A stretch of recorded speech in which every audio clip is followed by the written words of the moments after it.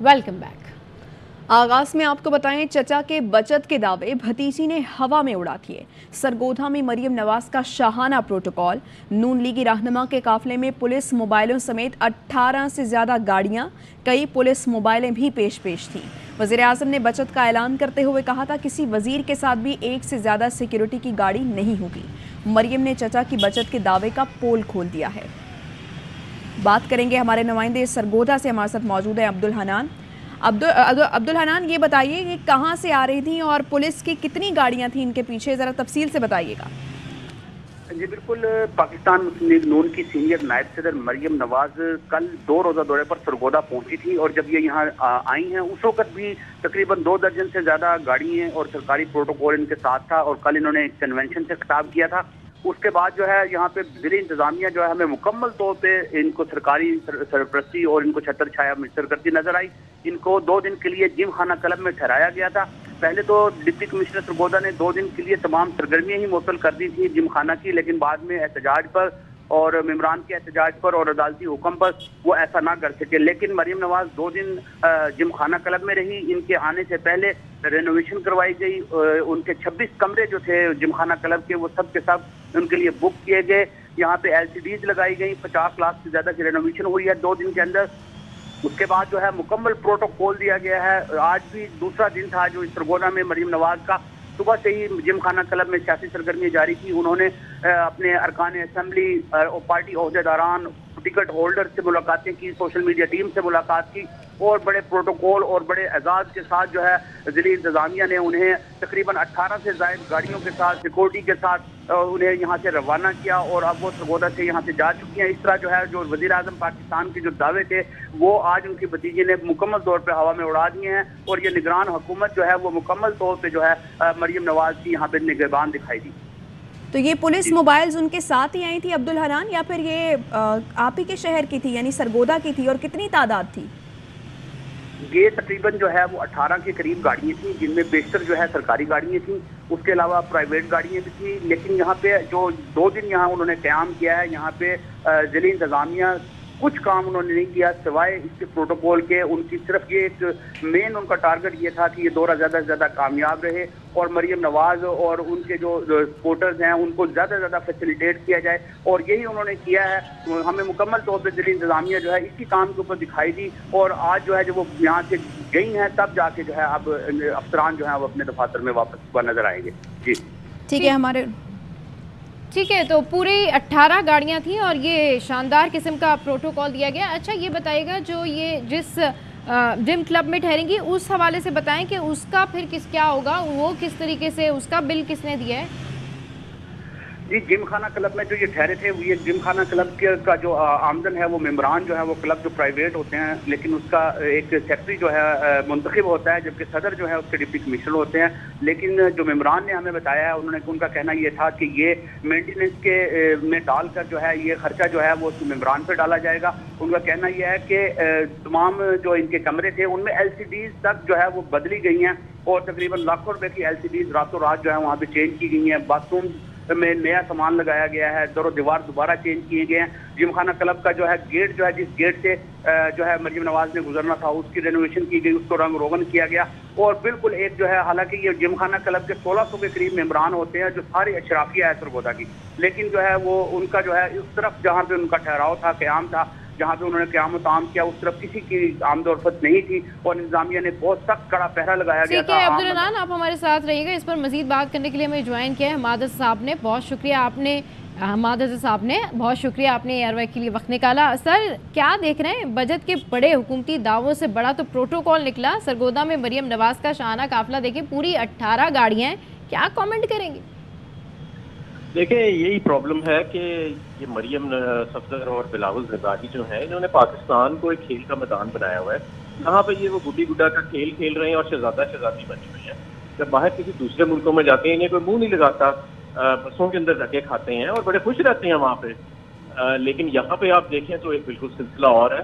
तो मैं समझता हूँ कि ये जिन सरकारी अफसरान ने हुक्म दिया DC सरगोधा की तनख्वाह में से ये जो सारा खर्चा हुआ है वो उसको लेना चाहिए और उसकी अगले 12 माह की जो तनख्वाह है उससे उसकी डिडक्शन होनी चाहिए। जितना उसने कौम का पैसा जो है वो एक मुजरिम के ऊपर एक सजा याफ्ता मुजरिम के ऊपर उसकी खुशामद में और उसकी मेहमान नवाजी में जो लगा दिया है, ये कोई छोटी बात नहीं है। इसके ऊपर एक्शन होना चाहिए और जो भी मुतल्लिका अफसरान है उनको बरतरफ होना चाहिए।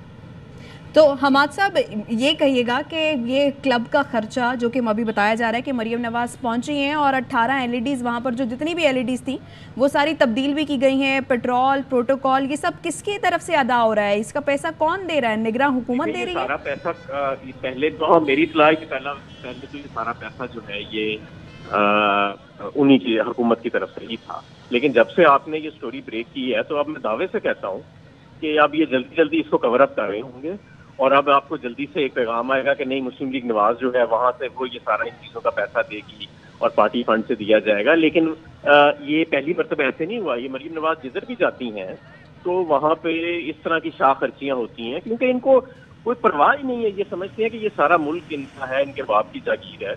और जब बाहर किसी मुल्कों में जाते हैं तो कभी कतारों में खड़े होते हैं, कभी बस स्टैंडों पे खड़े होते हैं, फुटपाथों पे धक्के खा रहे होते हैं, लेकिन यहाँ पे आके इस तरह की ये हरकतें करते हैं। तो मैं तो बल्कि मुझे बहुत ताज्जुब है, ये सरगोदे का जो सरगोदा का जो भी DC है, आज उनको इसके ऊपर अपना मौक़िफ़ देना चाहिए, वरना उनको आज इस्तीफा दे देना चाहिए। जिस तरह उन्होंने अवाम के पैसे PTI रहनुमा हमाद अजहर हमारे साथ मौजूद थे, अपना मौक़िफ़ पेश कर रहे थे। इस पर आपका बहुत शुक्रिया।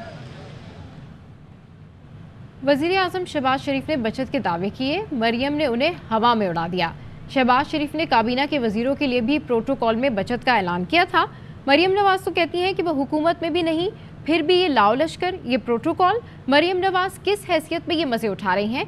सवाल तो उठते हैं। जरूरत होगी सिक्योरिटी की, एक गाड़ी दी जाएगी। लग्जरी गाड़ियाँ वापस ली जा रही। वाह वाह वाह।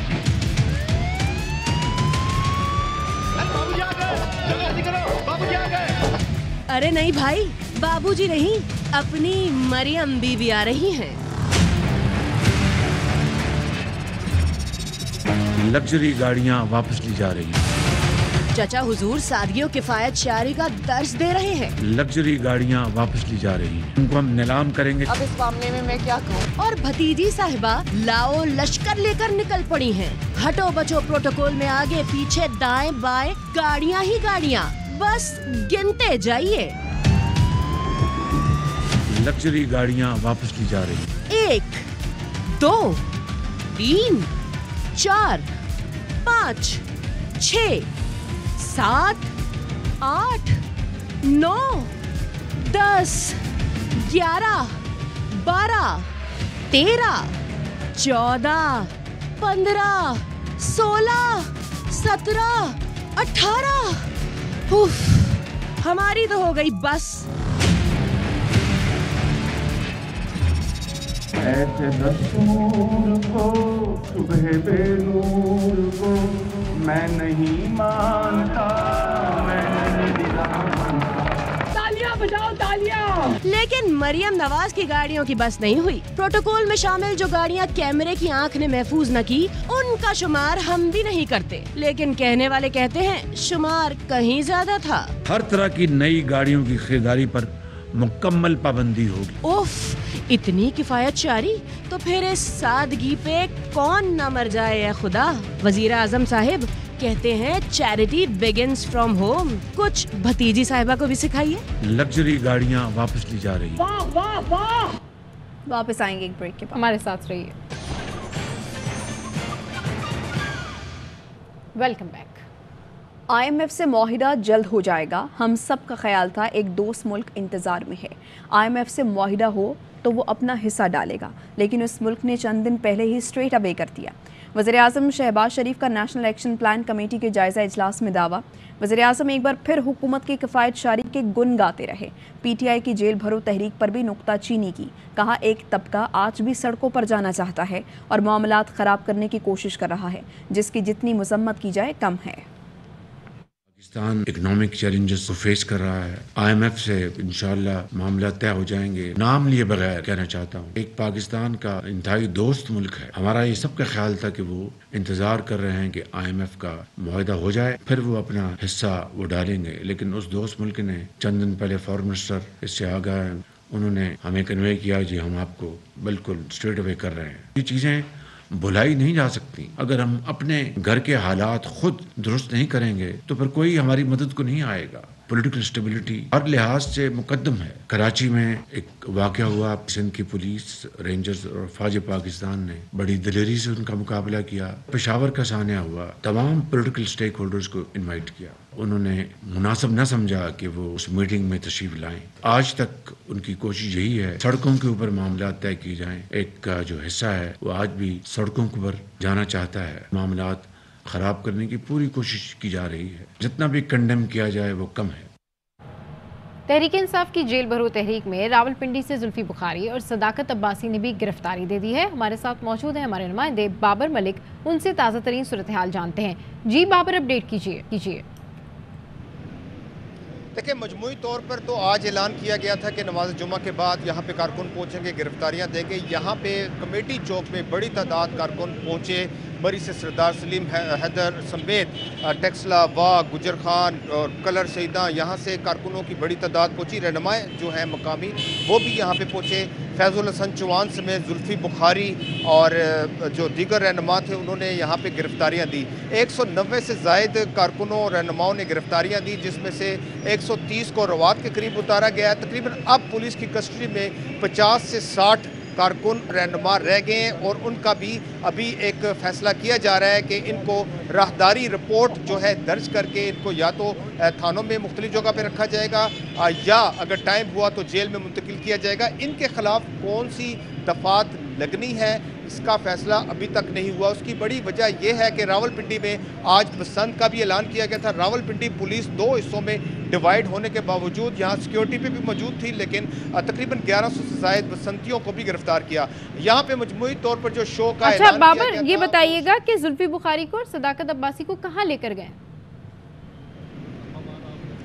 देखिए, सदाकत अली अब्बासी, जुल्फी बुखारी, फैज़ुल हसन चौहान समेत जितने भी कारकुन और रहनुमा गिरफ्तार हुए हैं पुलिस कस्टडी में हैं। उन गाड़ी प्रिजन्स वैन्स में हैं, मुख्तलिफ जगह पे उनको रखा गया है। अभी ये डिसाइड होना बाकी है कि उनके खिलाफ कौन सी दफात के तहत मुकदमा दर्ज किया जाएगा, या रिहा कर दें या इनके खिलाफ राहदारी रिपोर्ट लिख कर इनको पुलिस अमानतन अपने पास रखेगी, क्योंकि जेल का जाने का टाइम जो है वो ख़त्म हो चुका है। अभी कुछ देर के बाद ये फैसला होना है। रावलपिंडी पुलिस एक तो बसंतियों को गिरफ्तार करी है, दूसरा ये जो कारकुन और रहनुमा गिरफ्तारी के लिए कमेटी चौक पहुंचे हैं। यहाँ पे 2 हिस्सों में पुलिस की तवज्जो जो है डिवाइड थी, लेकिन अभी ये फैसला होना है। ठीक है, अभी ये फैसला होना है। तहरीक इंसाफ की जेल भरो तहरीक में रावलपिंडी से जुल्फी बुखारी और सदाकत अब्बासी गिरफ्तारी दे दी है। अपडेट करने के लिए शुक्रिया बाबर। और असद उमर की नज़रबंदी के खिलाफ अहलिया ने लाहौर हाई कोर्ट में दरख्वास्त दायर कर दी है। बात करेंगे, आबिद खान हमारे साथ मौजूद हैं। आगाह कीजिए आबिद। जी बिल्कुल जी, असद उमर की नजरबंदी के खिलाफ लाहौर हाई कोर्ट में उनकी अहलिया सफिया फातिमा उमर ने जो है वो दरख्वास्त दायर की है, जिसमें डीसी लाहौर की जानिब से उनकी नजरबंदी को चैलेंज किया गया है। अपनी दरख्वास्त में सफिया फातिमा उमर ने deputy commissioner Lahore, CCPO, IG Punjab और जेल सुपरिटेंडेंट को फरीक बनाया है। अपनी दरख्वास्त में मौक़िफ़ इख्तियार ये किया है कि डिप्टी कमिश्नर लाहौर ने की जानिब से असद उमर की नजरबंदी के अहकाम जारी किए गए हैं। असद उमर की नजरबंदी के अहकाम गैर कानूनी और गैर आईनी है। दरख्वास्त में ये मौक़िफ़ इख्तियार किया गया है कि जो जेल भरो तहरीक थी वो जो है उसकी बुनियाद पर जो है उनको अगले दिन गिरफ्तारी के बाद अगले दिन किसी भी कोर्ट में पेश किया जाना चाहिए था। आबिद खान हमें इस मुतालिक अपडेट कर रहे थे, आपका बहुत शुक्रिया। वक्त हुआ एक ब्रेक का।